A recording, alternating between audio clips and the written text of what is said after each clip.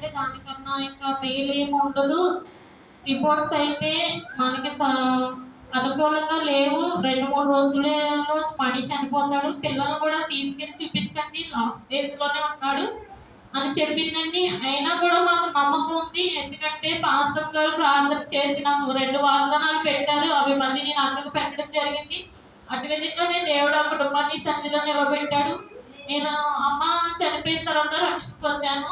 అప్పటి నుంచి కూడా చెల్లి కుటుంబం ఈ సన్నిధిలో ఉండాలి, అమ్మ లేకపోయినప్పటికీ కూడా మా 2 కుటుంబాలు ఈ సన్నిధిలో బలపడాలని నేను ఎప్పుడూ అడుగుతూ ఉండేదాన్ని. దైవజనులతో కూడా ప్రార్థన చేయించేదాన్ని. వాళ్ళిద్దరు ఎప్పుడైనా దెబ్బలాడుకున్నప్పుడు నాకు తెలిసేది.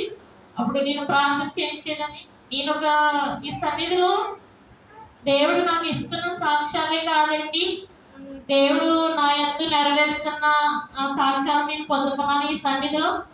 నిజంగా ఒక సాక్ష్యము కుటుంబానికి ఉండాలని పాస్టర్ గారు వాక్యం చెప్తున్నారు కదా, అటువంటి సాక్ష్యాన్ని దేవుడు నాకు ఈ సన్నిధిలో ప్రతిసారి ఇస్తూనే ఉన్నాడండి. అందుని బట్టి పరిశుద్ధ ప్రార్థన మందిరానికి వందనాలు, సంఘ సంఘాలకు వందనాలు, దైవజనులకు కూడా వందనాలండి. ఇది మొదలుకొని చెల్లి కుటుంబం ఈ సన్నిధిలో బలమైన బిడ్డగా ఉండాలి. రక్షణ ఆనందం కొరకు కూడా మనం అందరం బలంగా ప్రార్థన చేద్దాం.